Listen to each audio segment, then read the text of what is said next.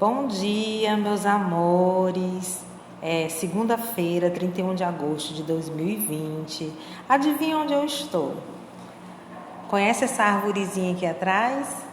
Eu estou na sala de aula da gente. Vim matar um pouquinho a nossa saudade. Vamos dar início à nossa aula de hoje. Começamos com a nossa acolhida, fazendo a oração do Pai Nosso. Em seguida, a musiquinha, né? Ai, que saudade de você. Hoje é o dia de matar a saudade. Vamos começar com a oração. Eu daqui, você daí, oremos juntos. Pai nosso que estás no céu, santificado seja o vosso nome. Venha a nós o vosso reino, seja feita a vossa vontade, assim na terra como no céu. O pão nosso de cada dia nos dai hoje. Perdoai as nossas ofensas, assim como nós perdoamos a quem nos tem ofendido. Não nos deixeis cair em tentação, mas livrai-nos do mal. Amém. Vamos à nossa musiquinha. Ai, que saudade de você, você aí de casa. Mundo Bita!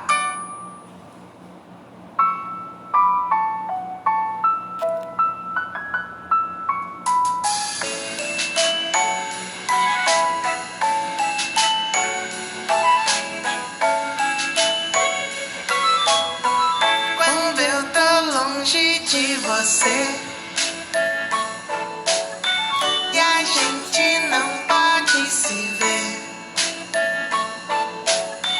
me sinto tão borocochô. Ai, que saudade que eu tô.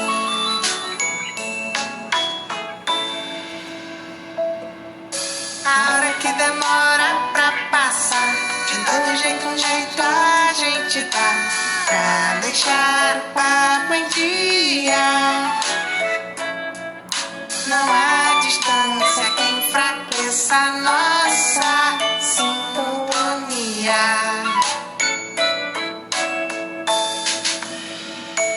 E se a gente se encontrar, a vontade que dá é congelar o meu relógio pro tempo parar e poder ficar milhões de anos juntos, porque quando eu tô longe de você e a gente não pode se ver, me sinto tão borocochô. Ai, que saudade que eu tô.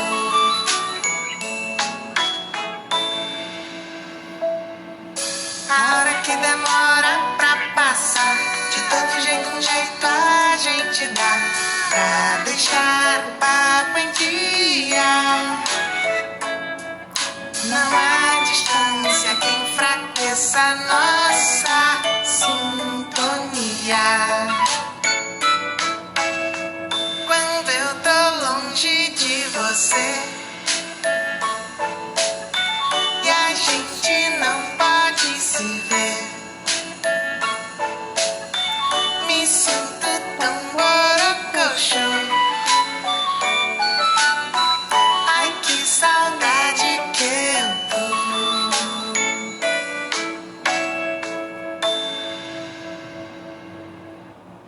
Morrendo de saudade de vocês. Vamos às nossas aulas de hoje. Pegue o seu material que a aula vai começar. Português, nós vamos falar sobre o estudo do gênero textual da semana e História e Administração Colonial. No estudo do gênero de hoje, eu trouxe para vocês 3 características para vocês tentarem identificar qual é o gênero textual da semana. A primeira delas é que esse texto ele fornece dados, fatos e informações a respeito de um determinado assunto. A segunda é: a intenção desse texto é comunicativa, é a de informar uma pessoa a saber mais sobre determinado assunto. E a terceira e última é sobre a sua linguagem. A linguagem ela é direta e objetiva, ou seja, o aluno ele lê o texto e logo ele sabe qual é o assunto daquele texto, o que aquele texto quer dizer, porque a linguagem é uma linguagem bem clara, de fácil entendimento.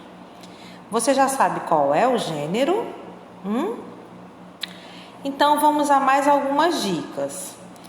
Nós iremos estudar 2 textos, mas todos eles é do mesmo gênero textual. No texto 1, o título é Mata Atlântica, como já disse, porque fica banhado pelo Oceano Atlântico, então fica no litoral.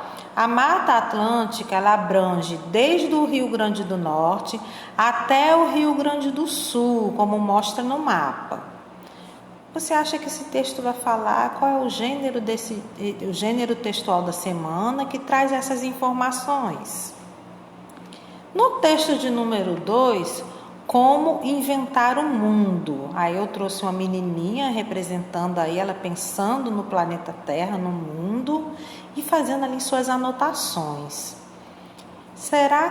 Qual será o gênero da semana, hein? Deixar vocês pensarem aí um pouquinho. Vamos lá? Nós iremos falar sobre o texto informativo. Então, nós temos aí o texto número 1, sobre a Mata Atlântica, e temos o texto número 2, como inventar o mundo. No início da colonização do Brasil, a Mata Atlântica cobria uma extensa faixa do Rio Grande do Norte ao Rio Grande do Sul. Não vou fazer a leitura do texto inteiro, vou deixar que vocês leiam. E no Como Inventar o Mundo, que é o texto 2, primeiramente invente uma bola. Deixe deslizar no espaço sideral. Depois deixe que a água escorra nela por inteiro, para que ela não morra de sede. Então, os 2 textos são textos informativos. Um trata-se da realidade e o outro como inventar o mundo aí na visão aí de um escritor, né? Provavelmente uma criança. Então, vocês irão fazer a leitura desses 2 textos informativos. As orientações para realizar as atividades. Realizar a leitura do texto que vai estar no material estruturado, volume 2, aquele livrozinho rosa, volume 2, na página 29. E os exercícios de 1 a 8, nas páginas 29, 30 e 31. Entendidos? Então, aguardo as fotos para fazermos as intervenções necessárias. Vamos à nossa aula de história. Vamos recordar. O que a gente viu na aula passada? A gente falou sobre os colonizadores. Quando as capitanias, né, quando elas chegaram aqui em busca de riquezas, em busca da exploração do Brasil, primeiramente pelos portugueses, depois nós vimos que vieram os holandeses, os espanhóis, os franceses, né? Trouxeram com eles alguns colonizadores, porque o rei sozinho não conseguiria colonizar um território. Então, ele tinha ali os seus ajudantes, né? Então, vieram os militares, que eram os responsáveis pela segurança do rei e de outras pessoas. Vieram os fidalgos, que tinham as posses, os títulos de nobreza dados pelo rei. Vieram os religiosos, aqueles que ensinavam os hábitos e costumes da Igreja Católica aos indígenas. Vieram os aventureiros, buscavam riquezas e oportunidades. E também vieram os funcionários do governo. Quem eram? Os juízes e os escrivães. Esses eram responsáveis pela organização administrativa. Então, falando sobre a administração colonial, vamos fazer um resumo do que vocês irão ver no livro de vocês. Para organizar a ocupação e a administração do Brasil, a forma encontrada pelo governo português foi a divisão do território em grandes lotes de terra, as chamadas capitanias hereditárias. Vocês lembram que eles fizeram uma divisão separando os continentes? Esse aí foi o Tratado de Tordesilhas. Depois que eles separaram, eles mediram aí grandes lotes de terra, muito grande mesmo. Então, esses grandes lotes de terra eram chamados de capitanias hereditárias. As capitanias hereditárias também poderiam ser chamadas de outros nomes, dentre eles as sesmarias. O que eram as sesmarias?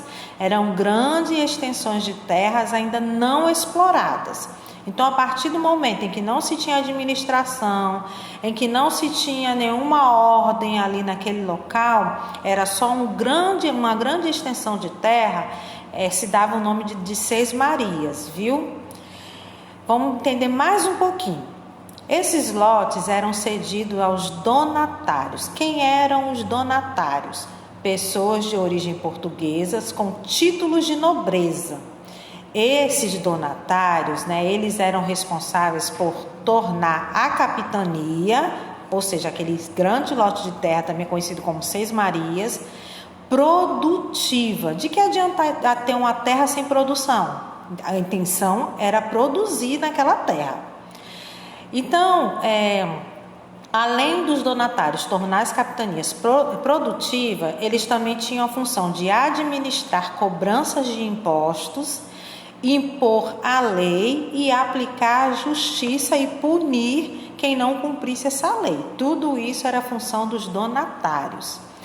Um donatário que vai tocar no nosso livro, que vai se falar muito nesse capítulo, foi o Duarte Coelho.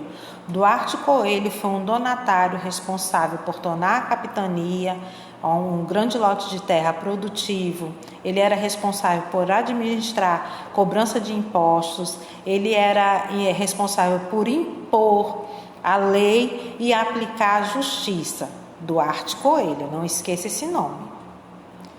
Orientações para realizar as atividades. Vocês irão fazer a leitura do texto no livro de História, nas páginas 94, 95, 96 e 97. O resumo já foi feito através aqui do vídeo. Então, vocês irão aprofundar o conteúdo através da sua leitura. Os exercícios, também no livro, nas páginas 98 e 99. Então, hoje nós teremos duas atividades, uma em português, outra de história, todas duas no livro. Uma no material estruturado, volume 2, que é de português, e história no livro de história. Entendido?